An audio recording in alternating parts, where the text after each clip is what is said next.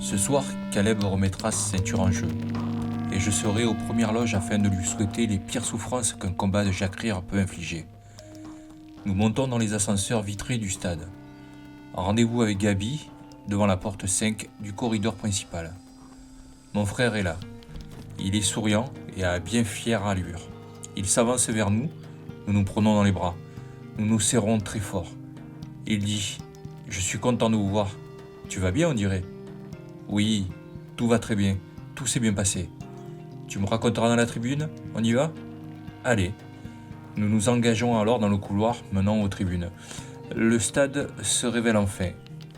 Immense n'est pas suffisant pour caractériser la taille de cet espace gigantesque. En effet, ce lieu peut contenir jusqu'à 800 000 personnes. Et vu l'événement de ce soir, ils font le plein.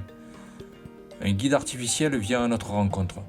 Une sphère lumineuse et flottant dans les airs nous invite à la suivre et nous conduit jusqu'aux places que Gabriel a réservées. Nous voici confortablement installés juste derrière les VIP. Ceux pour qui le fait d'être vu est aussi important que le fait de voir. Nous discutons de mon opération, du quotidien de Gabriel dans le dojo de notre père. Mon père, il me manque. Il avait pour habitude de respecter certaines coutumes anciennes, notamment celle du sandwich dans le stade. La nostalgie m'incite au partage, avec ceux que j'aime. Je vous laisse 2 minutes, je vais chercher des sandwichs, comme papa. Ils approuvent. Gabriel dit, en se souvenir. T'as raison, volontiers. Je les laisse tous les deux, quitte la salle et retourne dans les couloirs du stade. Je prends sur la gauche, dans le grand corridor, il y a une multitude de personnes. Un climat d'allégresse occupe les lieux. Un peu plus loin, une info interne apparaît dans mon champ de vision. Réservoir interne plein à 70%. Il me faut prendre la direction des toilettes. Juste sur ma gauche se trouve le lieu adéquat pour vidanger. Je rentre. Sur la gauche, les lavabos. Sur la droite, une enfilade de cabines fermées. Je rentre dans l'une d'elles. La cabine détecte mes besoins et adapte la configuration du réceptacle. Un cône positionné à l'extrémité d'un bras articulé vient se positionner juste comme il convient. Le plus maladroit des maladroits ne saurait viser ailleurs que là où il le faut. Comme si j'avais besoin d'aide dans la mise en route du processus, le mur me faisant face se change en écran et désormais, je contemple une fontaine et admire son jet d'eau régulier. Étant donné ma nature artificielle, je n'en ai pourtant plus besoin. J'ai fini. Les bras articulés se rétractent.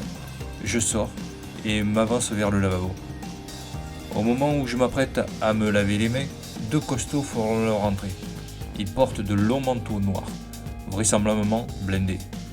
Les bosses qu'ils tentent de dissimuler sur leur flanc gauche ne laissent pas de doute possible. Il s'agit de 2 gardes du corps venus assouvir une urgence physiologique. Ils rentrent dans des cabines. Je monte alors ma capacité auditive à son maximum et me focalise sur ce qu'ils se disent. Comme je le pensais, ils discutent de leurs clients. Vraisemblablement, c'est quelqu'un d'important. Un régent de haut niveau et son domaine d'intervention, la sécurité intérieure. Pour moi, c'est peut-être une opportunité à saisir. Je finis de me laver les mains, ce qui en fait ne sert plus à rien. Elles étaient propres. Mais les habitudes de nos anciens corps font que... Puis, je sors des toilettes et me place à la gauche de la porte. Je fais semblant de lire un hologramme d'information. J'attends, ils sortent et prennent à droite. Un peu plus loin, ils rejoignent le reste de leur équipe ainsi que leurs prestigieux clients en pleine discussion avec l'encadrement du stade. Après quelques dernières formules de politesse, ils se mettent en marche et s'avancent vers un espace salon VIP. À leur arrivée, les portes s'ouvrent en grand. Un groom fait la courbette et accueille cet invité de marque. Je ne peux entrer de front sans me heurter à divers niveaux de sécurité. Mais, plus loin, en retrait du passage, je remarque une discrète porte de service. Je me déporte sur la gauche et observe un instant le processus d'entrée et de sortie. C'est simple. Le personnel passe devant un détecteur. Ils approchent un bracelet d'une borne fixée au mur. La porte s'ouvre. En voici un qui s'approche, en belle tenue de service. Ça risque d'être un peu serré, mais ça fera l'affaire. Je m'avance discrètement dans son dos. Lorsqu'il passe son bracelet, la porte s'ouvre. Au même moment, je pose ma main sur son épaule, le pousse en avant et dis tout en marchant: Salut, c'est la sécurité qui m'envoie. On a un problème avec ton bracelet d'identification. Il faut qu'on règle ça tout de suite. Ah bon? Pourtant c'est... Ma main a glissé de son épaule vers l'arrière de sa tête et je le propulse violemment vers le mur nous faisant face. Il est KO. Je le porte dans un local technique juste à notre droite. Là, les 4 mètres carrés de cette pièce contiennent produits et autres accessoires d'entretien. J'en profite pour me changer et lui prendre son bracelet d'identification. Je l'attache et le bâillonne au cas où. Je retourne dans le couloir de service et prends sur ma gauche la direction du salon VIP. Un chariot en lévitation contient des plateaux de boissons festives et autres victuailles. J'en prends un et fais mon entrée. L'événement qui nous réunit ici tourne à mon avantage. Ils sont tous captivés par les danses et autres jeux de scène en cours dans le stade. Non loin, je reconnais celui qui m'intéresse et m'approche de lui. J'enclenche aussitôt mes fonctions de piratage. Mes systèmes cherchent son réseau interne. Une fois qu'il est isolé, je corromps ses verrouillages sans les briser.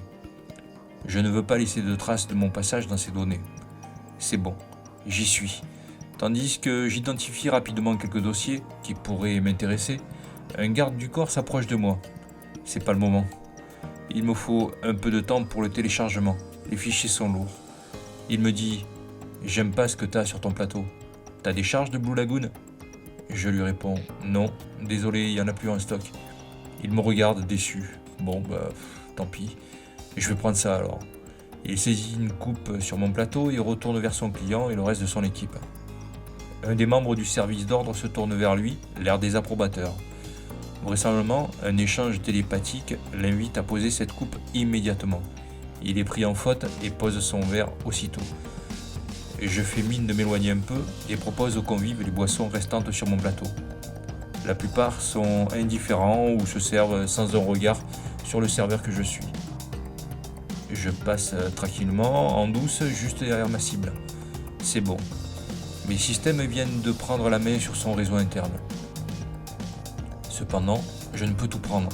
Étant donné les délais de chargement, j'identifie 2 dossiers, mais vu le temps dont je dispose, je ne pourrai en prendre qu'un. Je choisis ce qui me semble être le plus utile. Ronde de surveillance, banque de données et laboratoire projet développement secret. Il me faut un moment malgré la puissance des techniques que j'utilise. Les algorithmes que j'emploie sont de niveau d'une rare performance. Ils attaquent et assaillent le serveur de la cible sans déclencher la moindre alerte. Et cette intrusion ne laissera aucune trace de passage. Pour une fois, cette performance technologique n'est pas le fruit du travail de Jacques, mais celui d'une très bonne connaissance à lui, une certaine améthyste. Mais je commence à m'impatienter. Il me faut faire quelque chose. À force de tourner en rond, je vais finir par être repéré. J'ai trouvé. Le salon VIP est mis en valeur par la présence négociée de certaines pseudo-célébrités. Kalinda est l'une d'elles, ou l'un d'eux. Le flou sur sa réelle nature sexuelle fait partie des atouts marketing qu'il sait utiliser. Ce soir, il ou elle est juché sur des escarpins échasses lui donnant une taille qui à elle seule attire la plupart des regards.